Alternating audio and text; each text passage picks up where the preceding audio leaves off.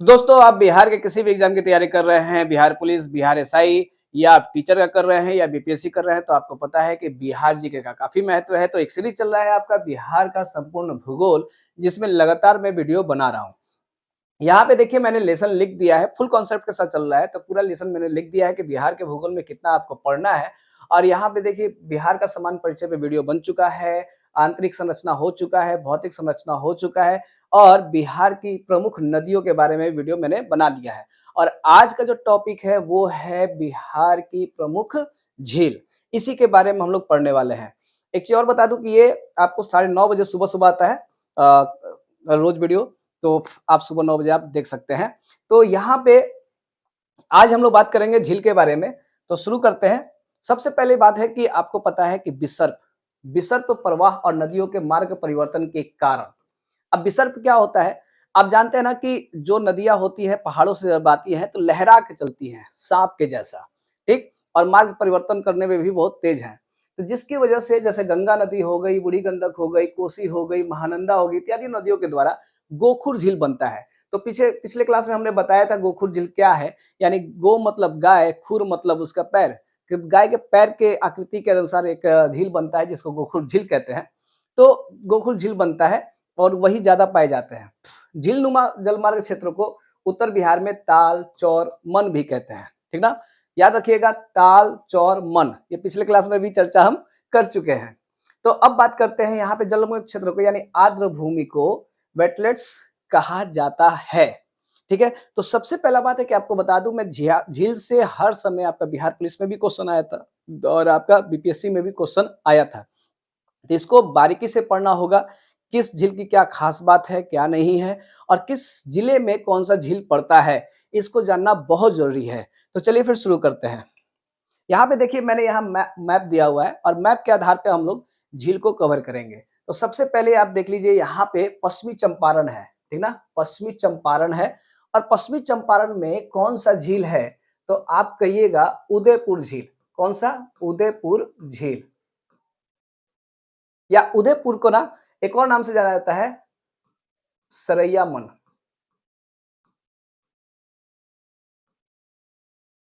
ठीक है, सरैया मन इस नाम से भी जाना जाता है। उसके बाद हम बात करें, यहाँ पे देखिए पूर्वी पूर्वी चंपारण है। तो यहाँ पे एक झील बहुत फेमस चल रहा है, उसका नाम है मोती झील। कौन सा झील है? मोती झील। और एक और है कर्रिया। कौन सा है? कर्रिया। तो मोती झील और कर्रिया झील कहाँ पे है? तो आप कह दीजिएगा पूर्वी चंपारण में।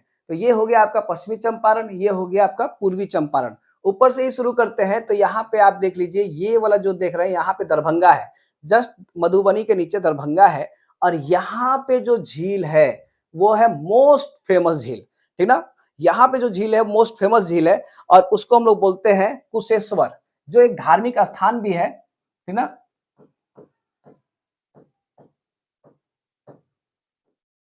कुशेश्वर झील, ठीक है, कुशेश्वर झील। उसके बाद अगर हम बात करें तो यहाँ पे आपका सहरसा है, ठीक ना, सहरसा झील है। तो सहरसा झील में कौन सा झील, सहरसा जिला में कौन सा झील पाया जाता है? तो उसको हम लोग बोलते हैं सिमरी। सिर्फ सिमरी नहीं है, सिमरी बख्तियार, बख्तियारपुर। ये ना करीब करीब 4 झीलों के मिलने से बना है, आगे हम बताएंगे इसके बारे में। तो यह हो गया आपका सहरसा में, हो गया सिमरी बख्तियारपुर झील। उसके बाद हम बात करें, यहाँ पे एक कटिहार है और कटिहार में एक जो झील है बहुत फेमस है, जिसको बोलते हैं गोगा बिल, ठीक ना। क्या बोलते हैं? गोगा बिल, या इसे घोघा के नाम से भी जाना जाता है। गोगा बिल झील या आपको गोगा बिल या घोघा के नाम से भी जाना जाता है। उसके बाद बात करें, यहाँ पे आपका है भागलपुर, और भागलपुर में जो झील है उसे हम लोग बोलते हैं जगतपुर, ठीक ना, जगतपुर झील। तो ये भागलपुर का हो गया, जगतपुर। अब बात करते हैं यहाँ पे जमुई, देख लीजिए जमुई में 2 झील है और ये बहुत फेमस भी है। और एक चीज मैं बता दूं भी, हाल ही में ना इसको रामसर साइट घोषित किया गया है। 2 झील, एक का नाम है नागी और एक का नाम है नकटी, ठीक ना, जमुई में है नागी और नकटी झील, ये बहुत फेमस है और रामसर साइट घोषित किया गया हाल ही में। यहाँ पे आप देख लीजिए, ये वाला जो देख रहे हैं बेगूसराय है, यानी जमुई के ऊपर लखीसराय, लखीसराय के ऊपर बेगूसराय, और बेगूसराय में जो झील है उसे हम लोग बोलते हैं कांवर झील। देखिए सबसे ज्यादा फेमस कोई अगर झील है तो वो बिहार में कांवर झील सबसे ज्यादा फेमस है, और एग्जाम में यही सबसे ज्यादा आता है ना।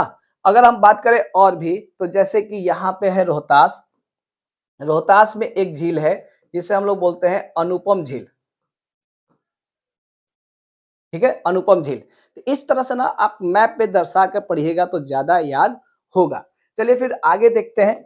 जैसे मैंने यहाँ पे डाटा दे दिया है, पश्चिमी चंपारण में उदयपुर झील या सरैयामन, उसके बाद हम बात करें पूर्वी चंपारण में मोती झील या कररिया झील, बेगूसराय में कांवर झील, और यहाँ पे कटिहार में गोगा बिल या घोघा झील, और सहरसा में सिमरी बख्तियारपुर झील, भागलपुर में जगतपुर झील, दरभंगा में कुशेश्वर झील, और कैमूर में आपका हो गया कौन सा, अनुपम झील, और जमुई में है नागी और नकटी डैम, कहते हैं डैम बांध मतलब कहते हैं, और ये भी बहुत फेमस है। और आपको ना पक्षी अभ्यारण्य में भी सबको कुछ न कुछ पढ़ने को मिलेगा ही मिलेगा।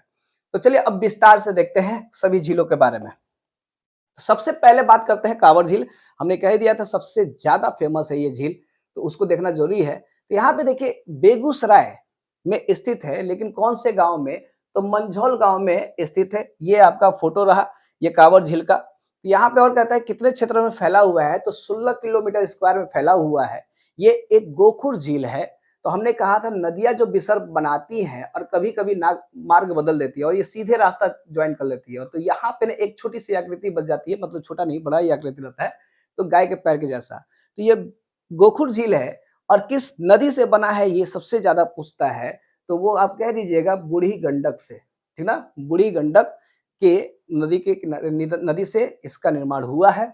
उसके बाद कहते हैं कि बिहार सरकार ने इसे 1984 में पक्षी विहार का दर्जा दिया है, ठीक, पक्षी विहार का दर्जा दिया है। उसके बाद आगे देखिए, कांवर झील को भारत का 39वां, यानी भारत का 39वां और बिहार का पहला रामसर साइट घोषित किया गया है। तो ये मोस्ट बीवीआई है, ठीक ना, घोषित किया गया है। उसके बाद अगर हम बात करें, ये वाला एग्जाम में आया था आपको बीपीएससी में, कि यहाँ पर एक बर्ड बैंडिंग स्टेशन की स्थापना की गई है और इसे संरक्षित क्षेत्र भी घोषित किया गया है। तब सवाल यहाँ पे उठता है सर रामसर साइट क्या कहलाता है, तो इसके बारे में मैंने यहाँ पे दे दिया है। रामसर एक आर्द्र भूमि होती है और यूनेस्को के तत्वों में, यानी यूनेस्को के द्वारा एक ईरान का एक जगह है जिसको हम लोग बोलते हैं रामसर, शहर का नाम है रामसर।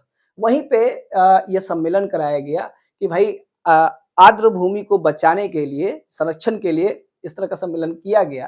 तो देखिए कब किया गया, 2 फरवरी, यहाँ पे देखिए 2 फरवरी 1971 में, देखिए कहाँ पे, ईरान के रामसर नामक जगह पे एक अंतर्राष्ट्रीय पर्यावरण संधि बनाई गई, उसी से फेमस हो गया रामसर साइट कर दिया गया। तो वर्तमान में भारत में कितना है, तो 89 यानी 89 आपको आर्द्र भूमियां है जो रामसर साइट घोषित की गई है। भारत चीन के साथ संयुक्त रूप से तीसरे स्थान पर है, ठीक ना, भारत कितने स्थान पे है, चीन के साथ तीसरे स्थान पे है। यहाँ पे कहता है क्या कि सर्वाधिक रामसर साइट संख्या किस देश में है, तो आप कह दीजिएगा यूनाइटेड किंगडम में सर्वाधिक संख्या है, 175 वहां पे किया गया है। संख्या है, संख्या बढ़ते घटते रहता है, यानी हर साल 1 गो 2 3 4 गो मिलते रहता है, इसीलिए संख्याओं में आप ज्यादा विश्वास नहीं कीजिएगा। अगर बात करें उसके बाद मैक्सिको का स्थान आता है 144, यानी पहले नंबर पे यूनाइटेड किंगडम, दूसरे नंबर पे मैक्सिको और तीसरे नंबर पे भारत भी है और चीन भी है। अगला बात करते हैं कि प्रत्येक वर्ष 2 फरवरी, ठीक ना, 2 फरवरी को अंतर्राष्ट्रीय आर्द्र दिवस मनाया जाता है। तो आप कह सकते हैं क्यों मनाया जाता है, इसलिए मनाया जाता है, ठीक। आते हैं आगे, यहाँ पे देखिए गोगा बिल, गोगा बिल कहाँ पे है, तो कटिहार में, और कटिहार में कहाँ पे, तो मनिहारी में। ये लगभग ज्यादा बड़ा नहीं है, 16 वर्ग किलोमीटर क्षेत्र में फैला हुआ है। और मानसून के साथ साथ देखिए, जब मानसून जब आता है यानी बारिश आता है, तो ये किससे जल प्राप्त करता है, ये क्वेश्चन पूछता है, तो आप कहिएगा महानंदा से ये पानी प्राप्त करता है मानसून में। उसके बाद इस झील का 15वां आरक्षित क्षेत्र, मतलब झील को कर दीजिएगा, सॉरी बिहार का, यह झील बिहार का 15वां आरक्षित क्षेत्र और पहला, ठीक ना, यहाँ पे देखिए पहला सामुदायिक अभ्यारण्य भी घोषित किया गया है, ठीक ना। तो ये मोस्ट फेमस है। तो यहाँ पे पॉइंट क्या रहा, एक तो महानंदा से पानी प्राप्त करता है, उसके 15वां आरक्षित क्षेत्र है और पहला सामुदायिक अभ्यारण्य भी घोषित किया गया है। अगर हम बात करें आगे सिमरी बख्तियारपुर झील, यहाँ पे क्या कहते हैं कि भाई सिमरी बख्तियारपुर यानी सहरसा जिले में है, इस स्थान का नाम है यहाँ पे। लेकिन एक चीज और भी है कि इसका निर्माण 4 झील के मिलने से हुआ है। एक का नाम है सरदिया, दूसरा का नाम है जमुनिया, ये है कुमीबी और एक है गोबरा। देखिए गोबरा नाम, गोबरा। तो ये 4 झीलों के मिलने से बना है। ये अधिकतर एग्जाम नहीं पूछता है। अगर बीपीएससी अगर आप दे रहे हो तो शायद आपको याद करना पड़ेगा, क्योंकि ये थोड़ा-सा विस्तार में हो जाता है। अगला आप बात करें कि इसकी आकृति कैसी है, ये वाला ज़्यादा आता है। तो इसकी आकृति कैसी है, घोड़े के नाल की जैसा, ठीक ना? घोड़े के नाल के जैसा। अच्छा एक चीज़ और भी है। अब देखिए इसके कहते हैं इसके दक्षिण-पश्चिम में, जैसे अगर मान लीजिए कि सहरसा यहाँ पे है, तो कहता है दक्षिण और पश्चिम बोला ना, दक्षिण-पश्चिम में आपको कौन-सा है, काँवड़ झील है। और उत्तर, यहाँ पे देखिए उत्तर यानी इधर दरभंगा है, तो देखिए सहरसा, बेगूसराय और दरभंगा। तो करीब-करीब कैसे है यहाँ पे, तो उत्तर पश्चिम में कुशेश्वर झील स्थित है। तो इसके दिशा में यानी यहाँ से ऐसे और ऐसे, तो दक्षिण में कांवर और उत्तर में आपका कौन सा, तो कुशेश्वर झील स्थित है। इसीलिए कहा जाता है घोड़े के नाल की आकृति या इसको। अगला बात करते हैं जगतपुर झील, भागलपुर में है और 50 हेक्टेयर या 400 हेक्टेयर तक इसका क्षेत्रफल जाता है। तो ये है कि जगतपुर झील में अस्थायी लोगों और सरकार की सहायता से देशी और विदेशियों के पक्षियों का संरक्षण किया जा रहा है। ठीक, तो ये सब आपके पूरे के पूरे टोटल क्या हो गए, झील हो गए। अगला बात करते हैं कुशेश्वर झील। कुशेश्वर झील क्या है, दरभंगा में है और ये साफ कहा है मैंने कि ये एक प्रसिद्ध धार्मिक स्थल भी माना जाता है और यहाँ के जो स्थानीय लोग होते हैं वो मछली पालन भी करते हैं, व्यापार का एक बड़ा केंद्र भी इसको मतलब माना जाता है। और इसको 1972 में पक्षी अभ्यारण्य भी घोषित किया गया है।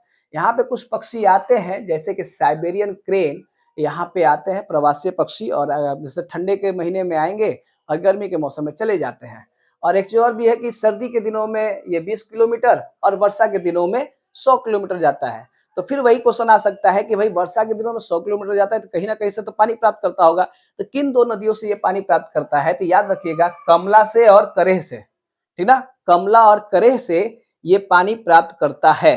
तो एक महानंदा वाला हो गया और ये कमला, ये तो देख लीजिएगा, ठीक है। तो ये पानी प्राप्त करता है। आगे आते हैं, अगला है मोती झील। तो देखिए मोती झील जो है ना, अभी हाल ही में ना वहाँ पे बहुत सारे मतलब नौका के पर्यटन के लिए विकसित किया जा रहा है। बहुत सारे आपको इवेंट्स आपको मिलेंगे वहाँ पे।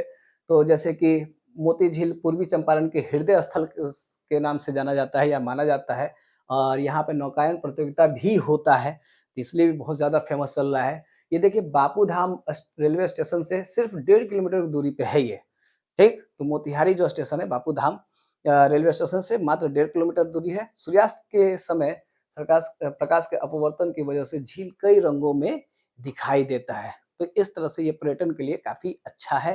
तो हम तो अभी गए नहीं हैं, जाना चाहते हैं। अगर आप लोग गए होंगे तो बता दीजिएगा कैसा है। अगला है उदयपुर झील। तो देखिए पश्चिमी चंपारण में है गंडक नदी। यहाँ पे याद रखिएगा गंडक नदी से निर्मित है और ये भी क्या है, गोखुर झील है।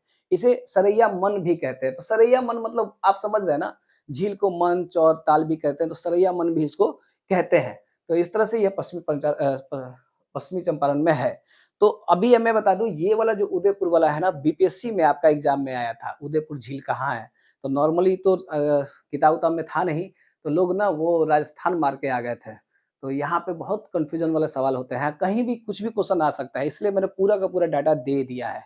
तो यहाँ पर आप जुड़े रहिएगा तो लगातार आपको ये मिलेंगे। तो अभी जैसा झील हो चुका है और अगला जो वीडियो आएगा वो होगा बिहार का प्रमुख जलप्रपात, ठीक। तो अगले वीडियो के लिए बस मिलते हैं कुछ समय बाद। जय हिंद।